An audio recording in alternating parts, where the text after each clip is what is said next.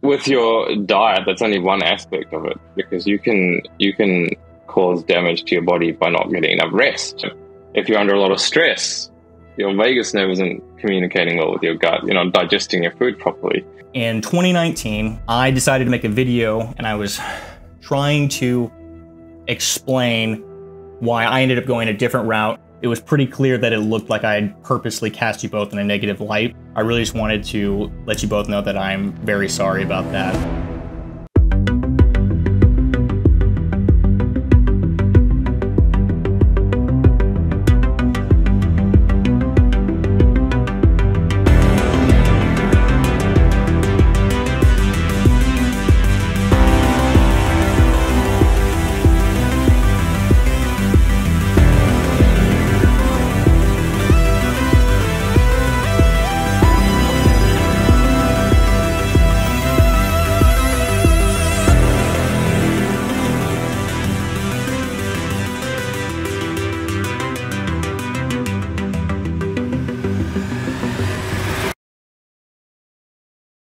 Alright, so everyone's gut health puzzle is unique, and sometimes you might need help trying to figure out what the next piece of the puzzle is. So if you're stuck, you don't know what your next step should be, or you don't know what changes you might need to make, and you want my personal feedback on your unique situation, I do offer 60-minute consultations. So what this will involve is we'll sit down over Zoom, I'll ask you about your story, about your circumstances, and then we'll brainstorm some nutrition and exercise changes that you might be able to make. Of course, you'll need to clear all those changes with your doctor before you make them. After the consultation, you'll receive a detailed follow-up email with the highlights of what we talked about and links to any recommended products. In addition to consultations, we also offer the Biome course and the Biome cookbook.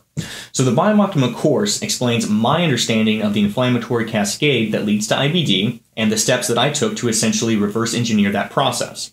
In the course, you get access to a 5-week example routine and meal plan that is downloadable. You also get access to the Biome Facebook group.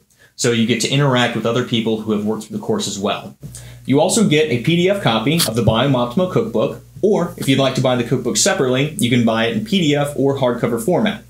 Consultations, the course, and the cookbook are all available at teamhannes.com. All right. Today's guests are Shukul and Shamiz Kachwall from High Carb Health. So these guys are actually the first people who really made me understand that it was possible to get better from ulcerative colitis.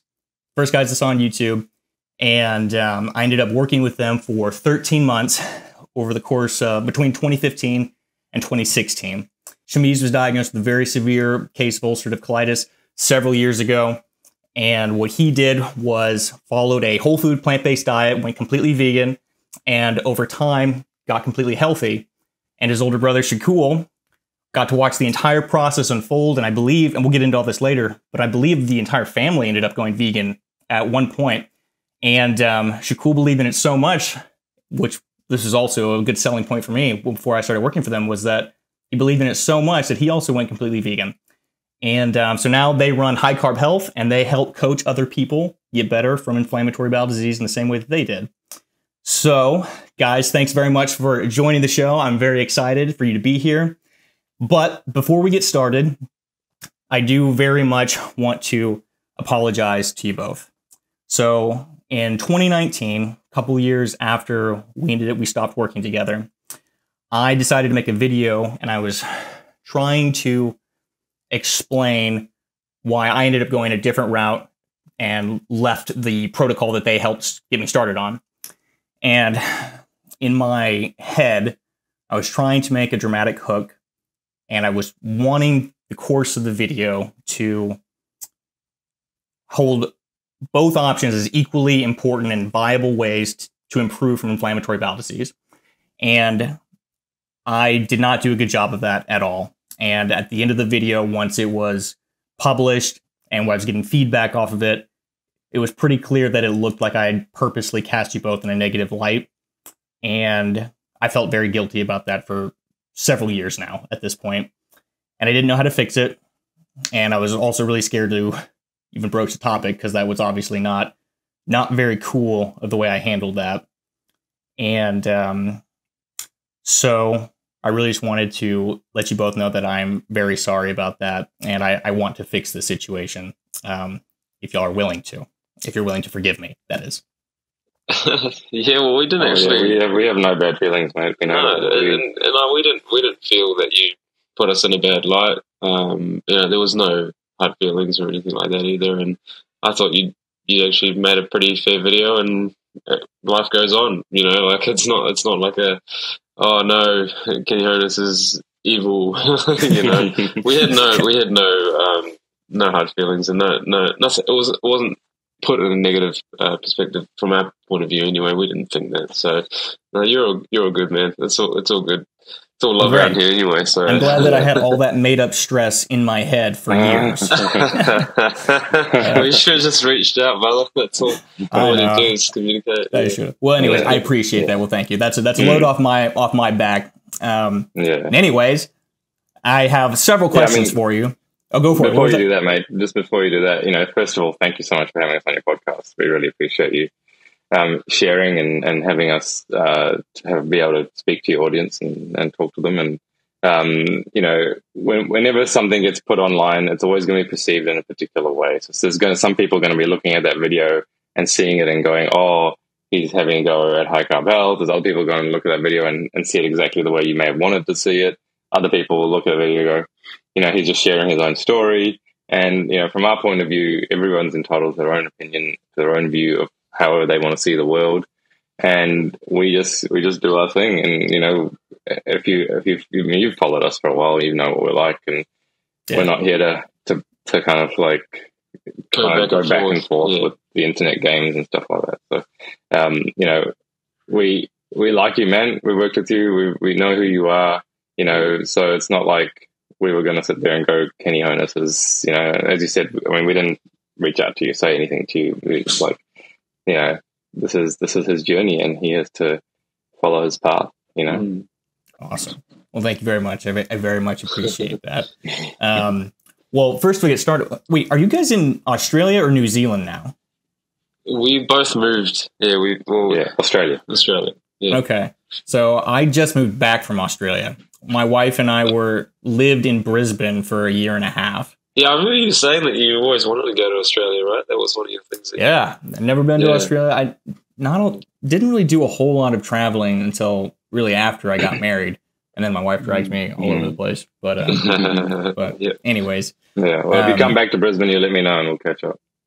Yeah, absolutely. So a couple of things I really wanted to ask you both about is I actually kind of want to get your perspective on both of your stories. So I know it's been over 10 years for you, Shamiz, since you've gotten healthy, or since you've been healthy, or is that since you were diagnosed? I can't remember. Yeah, since I was diagnosed, really. I mean, it's been 12 years in August since he stopped medication. So he got diagnosed, about 12 years ago, 2012. Yeah. 2012 he got diagnosed, and then August 2012 he was medication free, and it took me about 6 to 8 months. Yeah, symptom free for 11ish years, just over 11 years now. Man, that's amazing. Okay, well, very, very cool. So I'm curious, what is y'all's coaching protocol like now, today, and how do you work with clients? What's the protocol look like? And I'm just curious about the whole process. Yeah, so obviously when we first started, when we worked with you, we followed very closely David Klein's protocol. We followed the book and what it did, and over time we've evolved it. We still believe in the self-healing principles. The body is self-healing, it heals itself, and we focus in on allowing the body to have the right conditions to heal itself. So we talk about there's 5 main lifestyle factors that we focus on. It's the food that you eat, but that's not the only thing that affects your health. We also focus on sleep, hydration, mental health, exercise. So those 5 things, and more recently, we may be adding a 6th protocol, which is spirituality and faith to our program as well. So those things encapsulate the overall protocol, and it's not just about the food. And over time, through experience, we've been doing this for more than 10 years now. So over time, through experience, working with more than 1,000 people, we've basically been able to refine the way we work based on the latest available evidence on the gut health and on the microbiome, and also what we've learned with people, in terms of adjusting David Klein's protocol to more suit what the evidence is telling us now. So it's not as strict as what the book says. There's definitely more flexibility there. It is plant-based. Obviously, and that we believe that that's the most effective way of doing it. Yeah. From that perspective, our main goal is to keep as many plants in the diet as we can and still have people to heal, but also work through the other aspects of health, looking at how people are sleeping. Mental health plays a huge role in IBD, and and that's where I come in as well, because obviously when I went through it, it was quite hard to think about certain things and say, am I going to be the same as I was before? Yeah. And really focusing on like a new change, and with that change comes many other things that change in your life, and I think it's hard to see that in the future when you're going through this process, and that's where I come in and really focus on that aspect of that. And so our private coaching, basically, it is very individualized with each client, because every client has a different background. It's not that we're different in a way, but we have so many different things in our lives that we're dealing with. And, it can be from relationships to, exams, for example. The stress levels can be like all over the place. So that's something that we really focus on. Yeah, it's also the length of the disease, the severity of the disease, your medical history, what level of medication you've been on. All that will impact how we work with someone. And the type of, the speed at which we want someone to heal will depend on all those different things. So we will tailor the protocol specifically for that person, depending on where they're at. So we'll try and meet you where you're at, and then we'll teach you how the body heals and what to do to get to where you want to get to, which is your end goal. And, we always tell people, if you want to work with us, we would prefer your end goal to be symptom medication free. Doesn't matter how long it takes you to get there. That's what we would prefer your goal to be. That's awesome. Yeah. That is really, really cool. I had wondered how it had been adapted, but that's really cool to hear. It's definitely evolved a lot since we worked with you. Yeah. I remember. Yeah, I mean, well, it's crazy that you say that.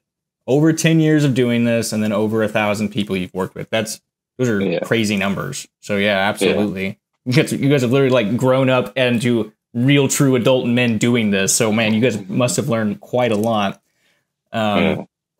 So something I was curious about is both of your daily routines. I always think it's interesting to kind of get a peek inside and like, what are they doing on a daily basis? What are their lives like?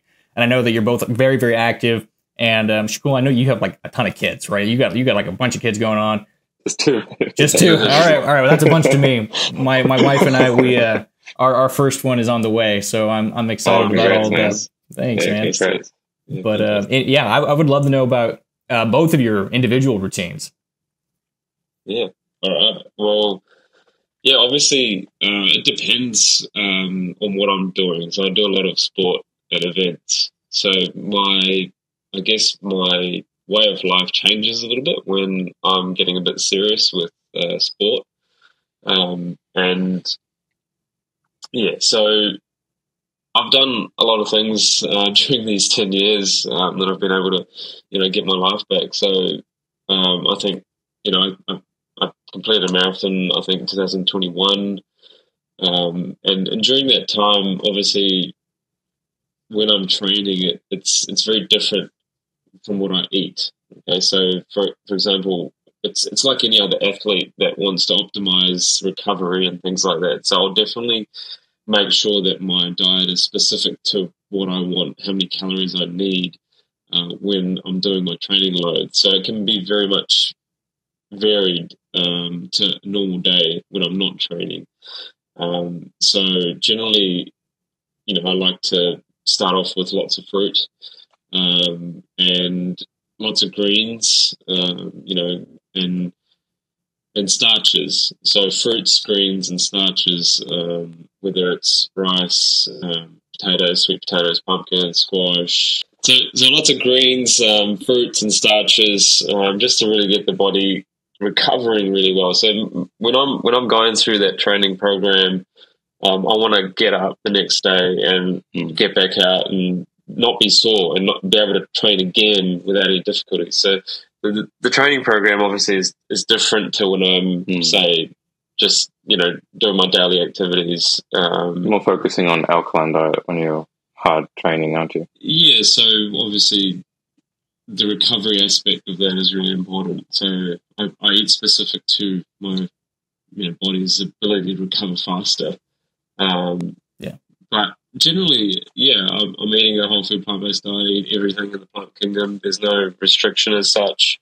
My cousins come here for a week, and we've just been going restaurant hopping and eating all the different whole food plant-based restaurants that are out here in Sunshine Coast, and it's been awesome. And you definitely don't feel the best because it's different to when you're training and when you're like getting out there every day and you exercise, because exercising is amazing.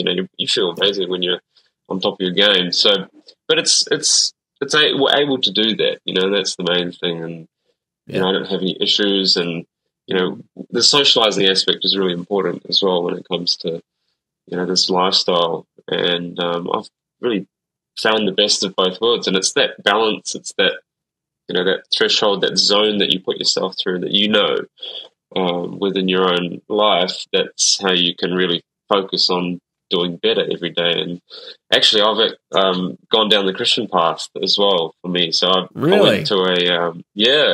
I found Jesus like about 3 months ago. And, dude, congratulations, man! That's amazing.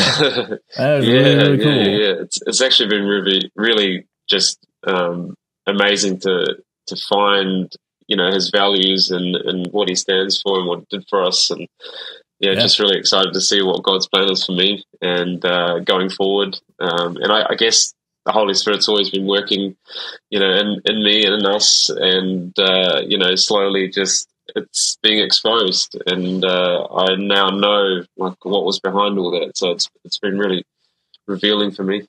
And man, what a wild turn of events! That's amazing. That is really cool, man. I'm happy to hear that. Well, dang. Yeah, and obviously coming from a spiritual background myself, it was quite easy to transfer and to really align my values with Jesus's teachings, and it's been it's been pretty amazing and easy, I guess, and just being able to embody that, and what God has planned for me. It's exciting because I'm just going through it all and just seeing some amazing things happening, and it's been pretty cool. Yeah, that is exciting, man. I was just before we got on the call, I was looking through one of your YouTube videos, and one of the meals that you had after your dinner meal was this gigantic salad with breadfruit and a dressing and green onions and all of this stuff, and it was gargantuan. It was massive, and I thought that I was able to eat quite a lot of volume when I was following the whole food plant-based approach. Like sometimes when I'm hanging out with friends or whatever, if I meet someone new, they're like, Kenny, tell them what your banana record is in a day. And I'm like, oh, well, I got to 49 in one day, and I would have got to 50 if I hadn't run out of bananas. But even for me, like I thought I could eat large volumes of food. That was a big old salad. Is that what all of your meals are like? Well, it's generally during training days where I eat quite a lot. We're doing about 30, 40 miles a week sometimes on running, and depends on the bike. Oh, that sounds horrible. Well, that's what happens. You've got to do those things when you're training for half Ironmans or 70.3s. If you don't do that, then you're not going to get the time that you want, and you won't be able to complete it. So it's very much, you need to do your bit in training and stuff. So no, definitely it's due to the amount of training, the exercise that I do, the volume of food that I eat. So upwards of 4,000, 5,000 calories a day when I'm training real hard. And, man, that's impressive. So that is impressive. It's and it's fun. Ironman, half Ironman, you were doing that many miles, running 100 to 150 miles a week of cycling, and then how much swimming were you doing? Probably how many around minutes a week? 6,000 meters a week. More than 6,000 plus meters a week. So Yeah, it's pretty intense. I don't know if that is miles, but that sounds like a lot. Yeah, 6 kilometers, so maybe 4 miles, 3.5, 4 miles. Oh, okay. A week of swimming, yeah. That's crazy. But no, it's otherwise, you know, when I'm not training, I'm just enjoying life as it is. And, you know, I live up in Queensland as well, which is such an awesome state, as you know. Yeah. And, you know, it's nice to be in a place where you get everything, you know, and it suits my lifestyle really well. And, you know, it suits everybody's lifestyle, to be honest. And, yeah, it's just so awesome to be able to do these things. When you look back, you know, 10 years ago, I couldn't walk up the stairs, and even yourself, you know, when you look back at where you came from, you know, there's definitely, you know, it hits your heart, you know, when you kind of feel like, wow, like I'm this far ahead, you know, and there's so many awesome things to come as well, more things to come. But just to think that, you know, we're not succumbing to medicine, and you know, we don't have to take drugs for the rest of our lives, you know, and we're able to live our lives normally without any issues is something that I strive for. And you know, I'd do it all again in a heartbeat if I knew that this was going to be my life now, you know. Man, that's cool. Yeah. That's super cool. Yeah. Shukul, I'm still curious about your routine as well, man. Is lay it on me. What's it like for you, meal wise, training, and then grocery shopping for a whole family with people that eat this large volume meals? Yeah, absolutely. So it's very, very similar in the way we eat. So basically, it's predominantly fruits and starches. So my day would be getting up in the morning. I still haven't finished my water, but trying to get my hydration in. A liter a day, right? A liter in the morning. A liter in the morning. Three liters a day. 3 liters a day. A liter in the morning. That's the one. So then it'll be a meal of fruit. So generally, if I have the availability, it'll be some kind of watery fruit like oranges or watermelons or something that's quite water rich to, again, hydrate your body and get you kick-started in the right way. It helps you with a lot of vitamins and minerals as well. And so water-rich fruits to start the day. Then in the middle of the day, I'll have a smoothie of some sort, bananas, dates, mangoes, or blueberries, or some kind of berries, or mangoes in my smoothie. Every now and then I'll chuck some greens in there. Kale is my favorite. Kale, mango, banana, and date. That's my favorite one. I really love that. And then in the evenings, I'll have a starchy meal. So, you know, again, if I'm training, there'll be less grains and beans in my meals. If I'm just not training too hard, there'll be a mix of, you know, mainly potatoes or sweet potatoes. And then also veggies and greens, and then some rice or beans for dinner. So that's kind of what my day is like. And depending on right now, I'm focusing mainly on the bike. So I'm doing about 200 kilometers every week on the bike, aiming for 10,000 this year. That's my goal. Wow. They're cycling machines. Yeah. So that's my goal right now. And yeah, it's a whole heap of fun. You go on adventures and you see different things that you haven't, you know, places you haven't been to and things like that. I really love that aspect of it. And then I've got the family as well as my wife and my 2 kids. They're whole food plant-based. And so my kids always start their day with some fruit. And then they'll have a more substantial meal because their stomachs are small. They can't eat the same volume of fruit as an adult can. So they're generally having some kind of starches during the morning after their fruit breakfast. So it might be like a smoothie bowl of granola or some oats or something like that to start their day. And then they're basically eating the same things that we do. So they'll have their lunch will be more starchy than mine. And then their dinner will be always the same as what we eat. So it's not like anything specific. We do include maybe a little bit more fat in their diet, just to get their calories up a little bit. But yeah, there's a whole heap of myths around nutrition requirements for kids as well that, you know, people make you sound like it's more complicated than it is. It's not.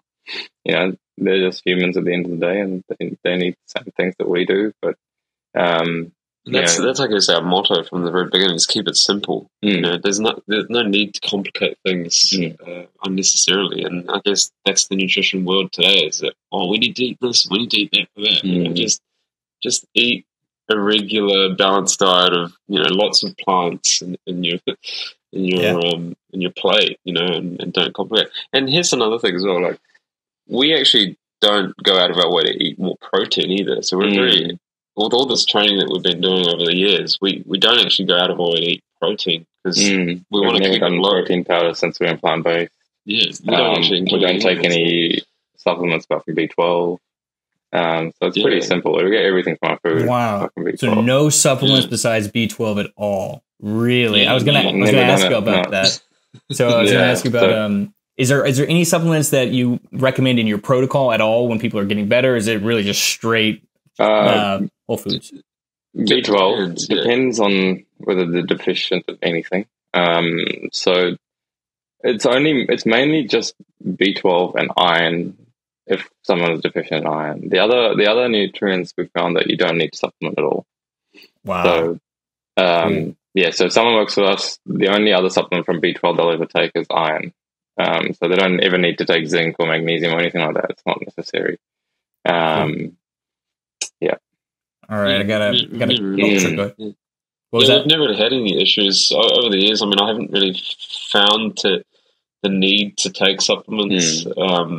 I mean, they're synthetic, and I guess when we're talking about whole foods, and we don't necessarily need to take a pill to get what we need from plants or the minerals that come from plants. A lot cheaper too. Exactly.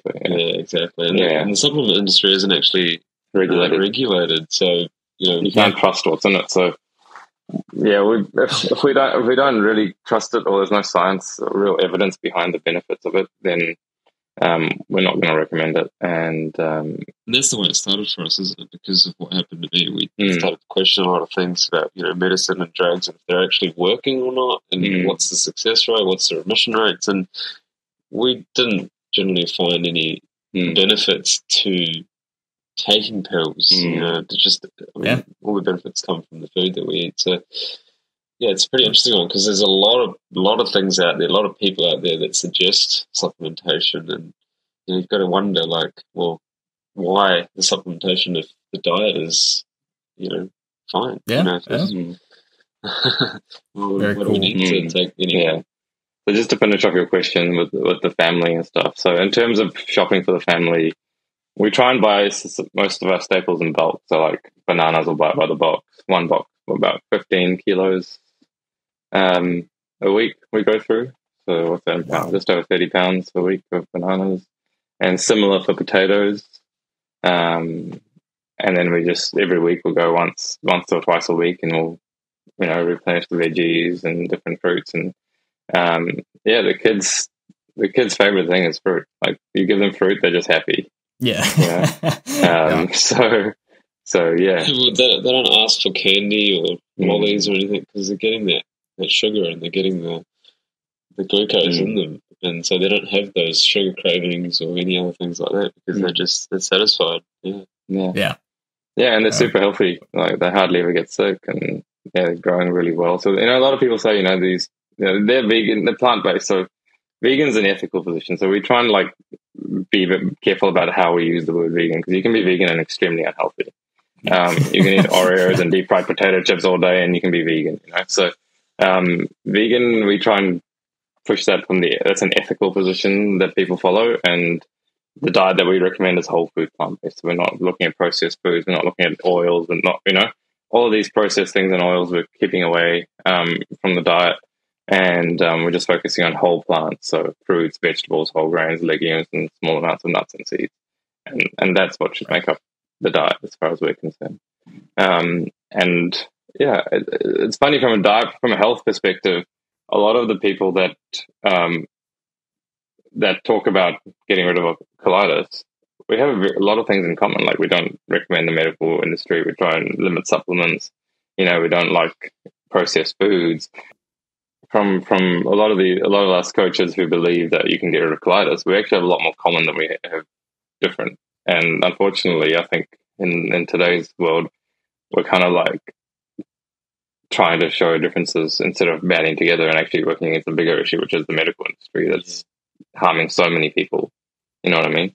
That's our biggest thing. Cause of death. Our biggest thing is like, let's get people off their medications. Let's get them away from the chains of disease. Get them off their medications and get them healthy, and that's our main goal in life. Instead of trying to go back and forth with which diet's the best and everything like that, you know. So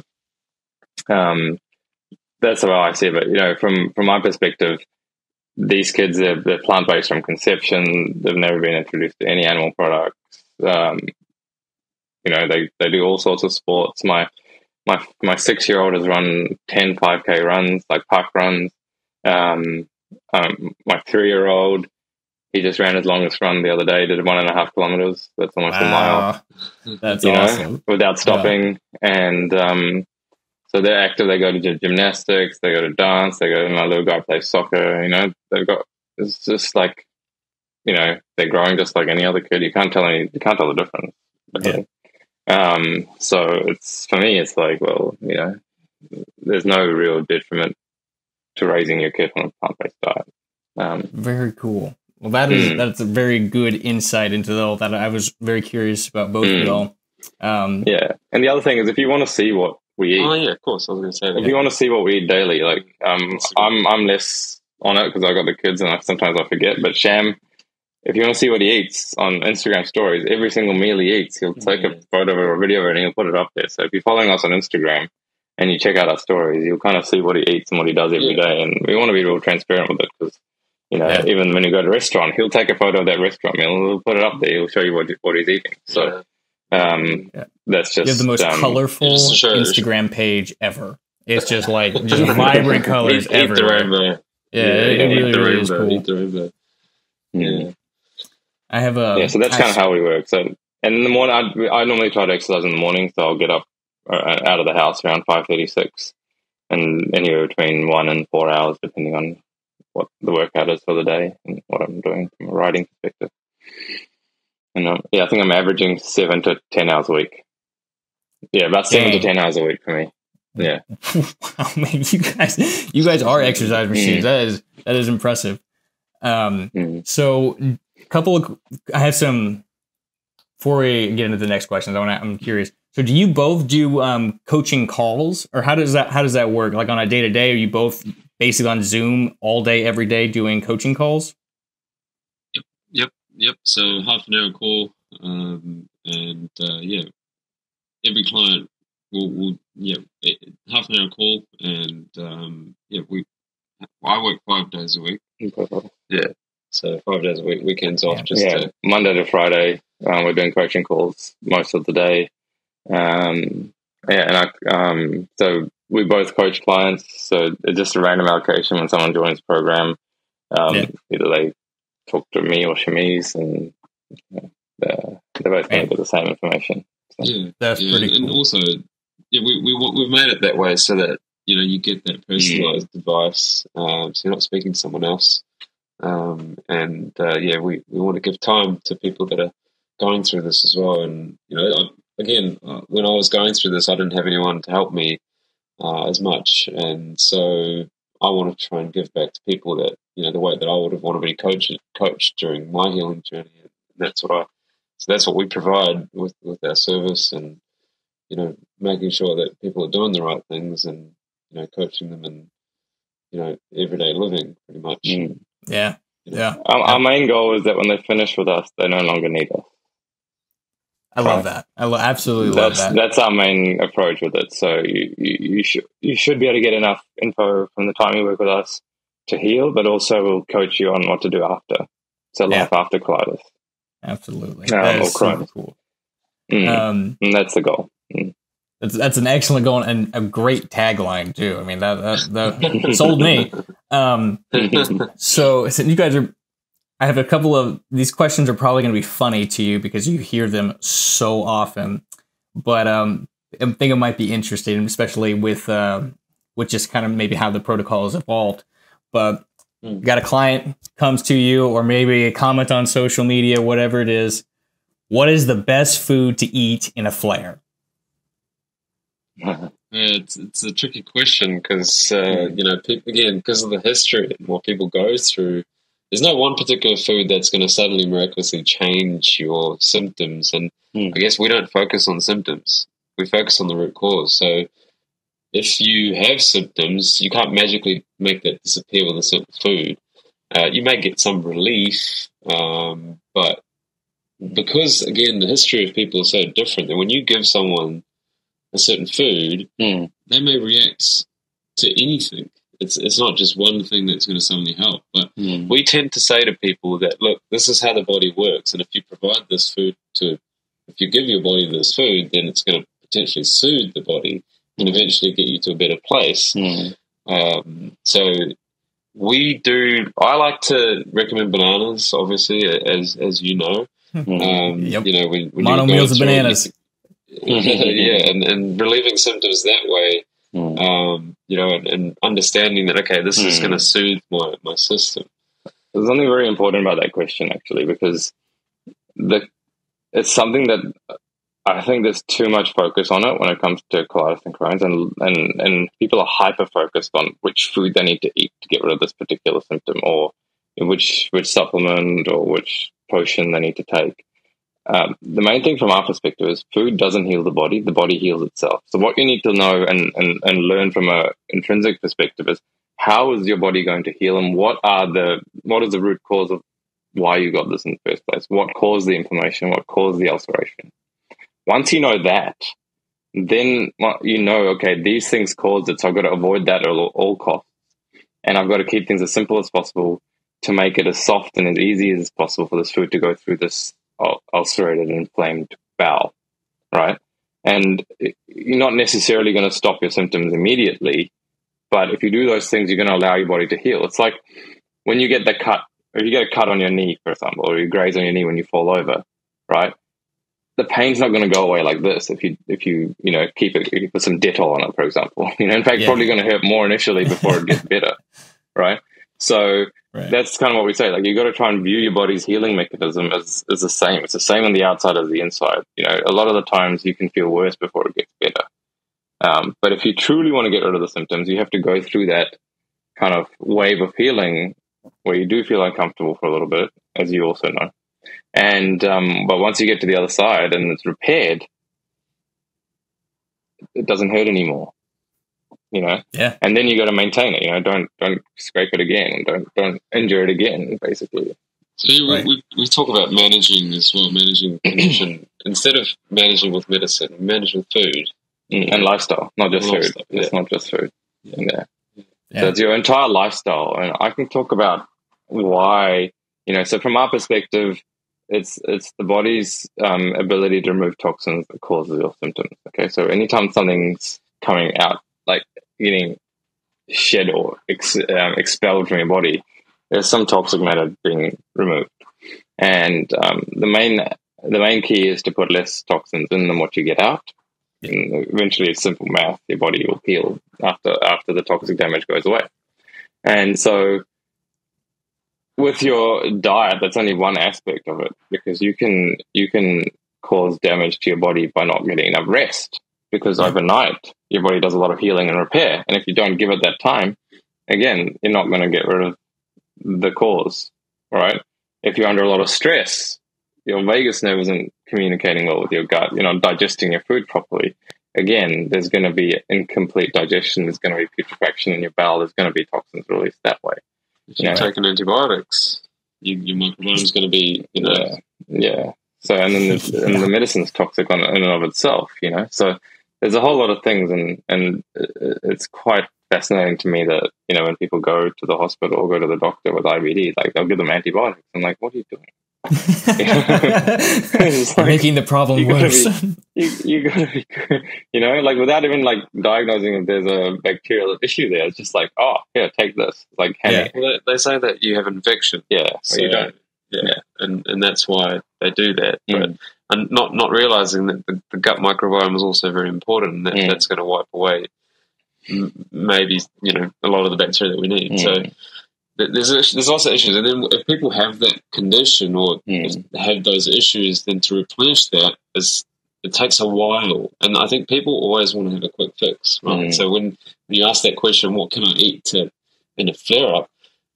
Yeah, like it's not going to suddenly just go away. Your condition's not going to, go away. It takes time and patience, and that's what you've got to do it for. It's the long term solution. It's not. There's no quick fixes anywhere. And I think what we've got better at over the years is actually managing the process on how long people keep them at. Like depending on how severe they are, we won't say get off your medication today. Yeah, right. There'll be a process of actually controlling your symptoms with medication, but optimizing your body. So, getting your gut microbiome more optimized through the diet, getting the toxins out of your body. And then once things are stabilized and you're in remission, then you can start thinking about getting off your medication. So it's not like, let's just go all in like we may have done in the past. Because that's where a lot of the horror stories you hear about David Klein's protocol is when people have just gone on the full healing diet. They've gone stopped all their medication immediately, and it's just like say you bought an expensive race car and you're taking it for your first lap on the circuit. You go down the front straight and the first corner's approaching, and that approach is like not hitting the brakes. You know what I mean? You go around that corner full speed. You don't know the limits of the vehicle. You don't all of that stuff. You need to understand all of these things before you kind of let the brakes off. And so that's the way we work now. It's like it's taking as little risk as we possibly can, keeping the symptoms as relaxed as we possibly can, and taking a more long-term approach with people's healing, especially if they've had like super long histories and been on biologics and things like that. So that can be, So worked with a doctor in the US, and we worked with him for 22 months. Now he had colitis, he had vaccine injury from the COVID vaccines, he had a blood clot in his leg that we had to resolve. So all of these things, so we had to get, he was on all these medications like steroids for his heart inflammation, different medication for his colitis, and the guy had lived in nappies for 10 years. Like he couldn't go outside without wearing nappies. So this was a medical doctor who was following, the principles of what he was taught, and he was like, I can't do this anymore. So I need somewhere. And then obviously he found High Carb Health, and he was like, right, what can you do? So that's just an approach. Like, some people try and pigeonhole themselves. Like, I'm going to give myself 6 months, and if I don't get better in 6 months, I've failed. No, you may have improved like 60% in 6 months, but you still think you failed because you didn't get the 100% result. Yeah. Whereas it may, if you keep going at it for another 3 or 4 months, you may get there. So it's not actually saying, okay, this is the amount of time it's going to take me. It's saying it'll take me as long as it's going to take me. But even if it takes you a year or a year and a half, it's still better than living with colitis for the rest of your life. Yeah. That's so true. What's the alternative? Yeah, exactly. Yeah. And that's what we realized too. Is like it may have felt long before, but here I am 12 years later, and it's gone. Gone. Yeah. You think about the comparison of time, the timeline there. Yeah. So when people think about the time investment or the monetary investment, no matter what you do working with someone, if you get rid of it, right, when you get rid of it, it's going to be completely life-altering, not only from a health perspective, a financial perspective, a time perspective. Everything is just going to be completely changed. And you're going to have, the vast majority of our clients. It's freedom. Yeah, they're better than what they were before they even got colitis or Crohn's. Yeah, that's what that medical doctor that we helped. I mean, imagine being in adult diapers for 10 years and going, this is the rest of my life, and it's shocking, as some of your audience know. That this disease is not easy to handle, and would you rather have that, or would you rather be free from all that? That's the end goal, isn't it? Absolutely. So, a second question, which I think this is probably going to fall under the same category. How can someone struggling with IBD gain weight? Like, I'm sure you hear that all the time. In fact, I'm pretty sure I asked you that probably 10 times when I was working with you. And so I assume it kind of falls under the same approach, though, of, well, you need to get healthy I'll first. Explain that. Yeah. You need to heal your body, okay? So this is the way we see it. When your body's going through healing, it's in a very catabolic state. So catabolic, for people who aren't aware of that term, it's cell destruction, okay? And so the body's trying to destroy the damaged cells, remove the toxins, just get rid of all the nasty stuff that it needs to. It has no interest in rebuilding. It's the same. The analogy I have is like, say you're renovating a house, like you're completely renovating the whole house. You're going to gut the whole house first and then rebuild, right? You won't just gut one room, rebuild that room, and then move on to the next one, because that would just be silly, right? So the body's going to do the same thing. It's going to clean out the entire body. It's not just going to focus on the bowel. It's going to do it's going to heal the whole thing. The liver, the kidneys, all the organs, right? The blood, all of that. And then once it's finished, so it's like an inverse bell curve. You go through the catabolic phase, you get down to the bottom, and your weight drops until you reach the healing point where it bottoms out. And then once it's healed, it will switch to anabolic. And you won't have to do anything. It's effortless. Once it switches into the anabolic phase, the weight just comes on, and you've seen how fast the weight comes back on after you heal. Yeah. Like, it just comes on, and it's like, you just, no matter what you do, you're just putting on weight just easily, and you get, like, your appetite increases. Everything just starts to rev up into building mode, and the body starts to rebuild. And if you've done it properly, that's what's going to happen. Yeah, absolutely. And then exercise as well. Chiseling yourself out as well. So regaining all the muscle memory that you had from before. And really focusing on that aspect. So you'll get back to a normal weight, and then if you want to do more than that, depends on what kind of exercise you do, right? So if you're going to do more aerobic exercise, you're going to be just leaner. Like we don't have a huge amount of muscle because we don't do weights, right? We focus on running and cycling, and you see those kind of athletes, they're thinner. Whereas if you do anaerobic exercise, then obviously you're going to be bigger, because that's the kind of resistance you're putting onto your body. And so the body shape you want will depend on the type of exercise you do. So if you want to have like a more muscular physique, don't only do cycling. Get in the gym more and do less aerobic. So and the diet doesn't have much to do with the type of physique you're going to get. Cool.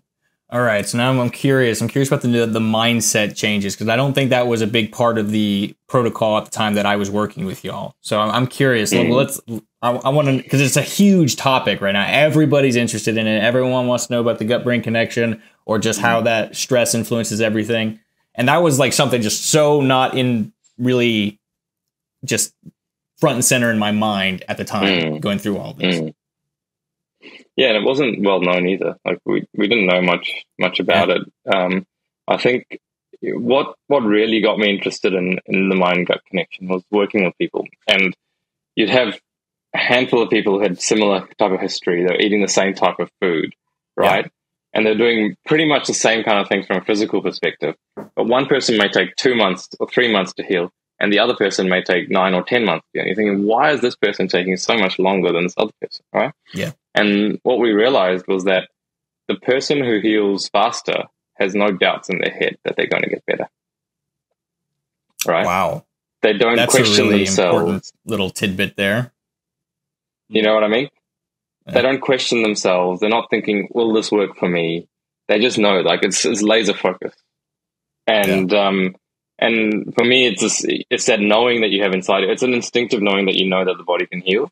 And it's the same knowing you have that if you break your arm, you know the bone's going to heal. If you graze your knee, you know the skin's going to heal and repair. It's instinctive. But when the healing's happening on the inside, because you can't see it and the cause is not natural, the instinct doesn't kick in the same way. So you have to be taught that. You need to learn that, how to implement that. And the key to understanding the inside is learning how the body heals. So what is the physiology behind how the body heals? And that's something that Shamiz and I really, really go into depth with. Our course is really focused on education. And the education piece of the course has evolved again since you worked with us. So there's a lot more to it about not only the science around diet and IBD, but also understanding the physiology about how the body heals. So we spend a lot of time with people in the initial few weeks talking about that and making sure that people understand that. Once you know how the body's going to heal, once you know why, the what becomes very easy. And you're willing to go through the waves of healing and be much more relaxed about the process. Okay? And fear is a huge one. Like, if you're seeing symptoms, you're going to get scared. Obviously, you're going to find that, oh, why is my body doing this? Again, and going back to that idea of knowing what's going on and understanding your body is what's important. And if you don't know what's going on, you're going to freak out. Yeah. So that's why when you have someone there to tell you that this is what actually happens, this is what everyone goes through, it feels a little bit more, you feel a bit more comfortable when you're going through such a situation. And the key thing to understand is fear is an absence of knowledge. Yeah. Right? If you go into a dark cave and you can't see what's in there, you're going to be scared of what's in there. But if that cave is completely lit up and you can see everything, it's the same cave, but now you're not scared anymore. Yeah. So that's our key is really the knowledge aspect, so people understand exactly what the body's doing, why it's doing these things, why is there blood in your stool, why have you got ulceration. Once you know all that, it makes it much easier to understand what's going on. And that's why medical professionals can't tell you, because they don't know themselves that what's going on with their body. They're just trial and error. They're saying, okay, we'll put this person on this medication, see if it works. If it doesn't, then put them on another medication until their symptoms get better. Again, going back to the symptoms aspect, don't worry about your symptoms. Focus on the end goal. As long as you're doing the right things. Yeah, well, that's right. Give your body the right conditions and understand the symptoms that way. Instead of fearing the symptom. And you know what it's like. Like, you've gone to the toilet and you've seen the toilet bowl completely red. You've seen it and you know what it's like. And you look back and you're like, y'all hit it right. What is going on here? Yeah, nail right on the head. What's crazy is I'm sure you guys have your clients do this all the time, but whenever that would happen to me, I would spend hours just kind of walking around in circles thinking, all right, was it the bananas I ate yesterday? Was it the mushrooms I ate 2 days ago? Just trying. You're just what was it that I did? And I think you're exactly right. It's the analogy with the wound, the bodily wound, is so apt, I think, because if you're that inflamed down there, anything passing through there can cause symptoms, literally anything. And so it does no good being afraid, like you're saying, walking around in circles and just obsessing over what that thing could have been. Yeah. And then we've got the faith aspect as well. Mm. God is here, and He is. Your body is created perfectly. Yeah, and cool. We need to have that faith that things are going to happen. This is God's plan for you. There's a lesson to be learned, and humility is probably the main thing that I took out of my healing journey. It created so much gratitude. Like, I wasn't very grateful before, and I think this taught me that lesson. Going through colitis, going through this healing journey of mine, I took things for granted, and I didn't realize. And I think that's what I have realized now, is that the humility behind it, the humbling process, is huge when you go through this, and you appreciate things so much more. And that's what I believe. That's what God's doing to us, and He's creating this new world for us that we become very appreciative, and we have that gratitude that I think gratitude wins over anything. Like, you can't be upset if you have gratitude. You can't be negative when you have gratitude. You just see life in such a beautiful way when you have that gratitude. So it's actually a winner for everything, attitude of gratitude. Yeah, being humble, but also accepting the position that you're in. So when you're talking about the mindset of healing, right? First of all, you need to accept that I'm in this position. So a lot of people, the amount of people that I've spoken to that say, but my diet was healthy, right? Well, if you're in the position you're in right now, it wasn't. Okay? And you have to accept it. You have to accept it. You can't just, you can't just sugarcoat it, right? Yeah. And being a coach, like, if you try and sugarcoat something, someone's not going to get the best value out of what they're paying you for. So you need to be straight up front with them and tell them exactly what it is. So, there are aspects of your diet, but also your lifestyle that weren't healthy. So you need to correct those if you want to get better. So first of all, just accepting that I'm in this situation and not wanting it to be different to what it is, right? And understanding that everything in life happens for a reason, and you may not know the exact reason why you got into this position right now, but surrender to it. As you and Sham now understand, like, there was a bigger reason for you to have that, right? Yeah. Like, Yeah, you know, absolutely. we've helped so many people. He's helped so many people. You've helped so many people, right? So it's like understanding that, okay, what is my reason for this? And you may learn that 1 month down the line, you may learn it 10 years down the line. It doesn't matter when you learn it. You will finally get the understanding. But so if you understand, okay, everything's happening for a reason. This is exactly how it's supposed to be for me, but it's not going to be like this forever. Yeah. And you can just sit in peace with it. Yeah, Right? you're surrendering to it, sitting in peace with it. And then you go, okay, this is my situation. What do I need to do? And then you focus on solutions only. Right? Man. You can sit there and don't focus on the enemy. Focus on God's love. I mean, you can sit there looking back and dissecting everything you did in the past, but it's not going to change anything. Yeah, absolutely. Right? I mean, you've probably spoken to so many people. Oh, but I did this, I did that. Doesn't matter. You're in the position you're in. Yeah, Right? absolutely. So don't dwell on the past. Focus on what you're going to do now, and that will improve your future. Cool. All right, I've got one final question. I think that was the main perfect. thing. Yeah, a perfect way to sum it up. Cool. For someone who is struggling with IBD and they're really interested in the whole food plant-based diet, what's the best first step to take, and what's the best place to find y'all? Yeah, first step. Well,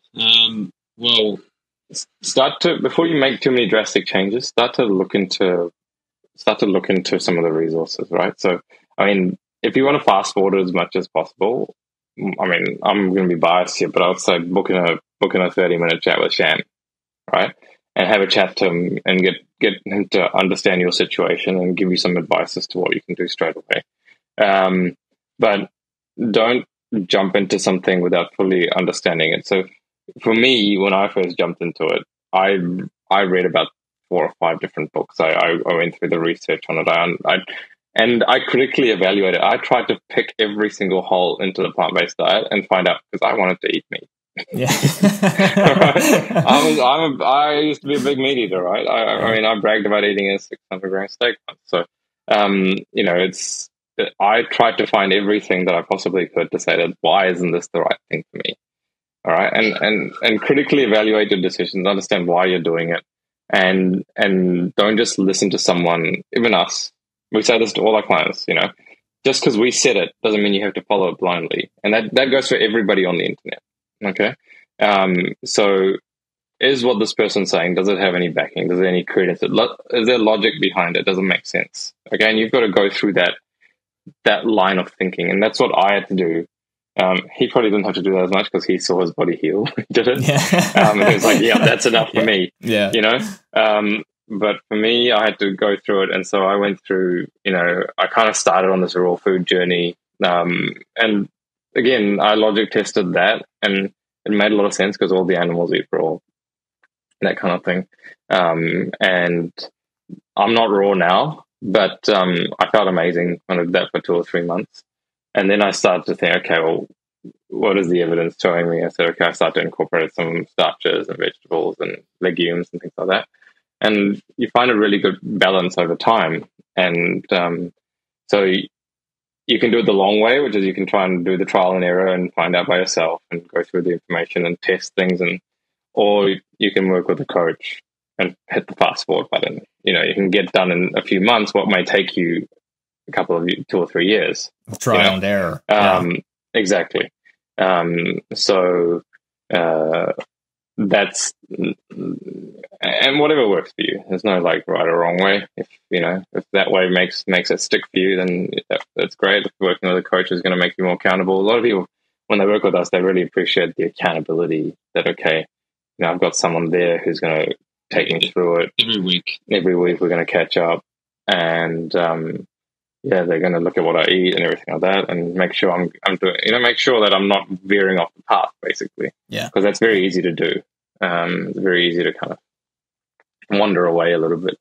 Well, that's what you've got to understand your purpose behind what you want to do. Like, if you want to get rid of IBD, that's the number one goal, and focus on what you need to focus on. Don't try and look elsewhere when you're doing something. That give it a good go and understand why you're doing it. Like, don't just do it because you want to then eventually eat something else. Like it's very much to do with your life and going to the toilet properly And that, again, that's what humbled me again. Like when we talk about this, process, it's, like when I went to the bathroom properly, it was the most magical feeling, Yeah. And I guess people take that for granted. It's like, oh, I'm just going to the toilet. It was amazing. But when well, that's it. Thank we you. know it. Yes. We know it. Yeah, absolutely. Yeah, exactly. When you have that perfect stool, you're just like, all right, well, something's going on really well down there, and I'm so glad it is, because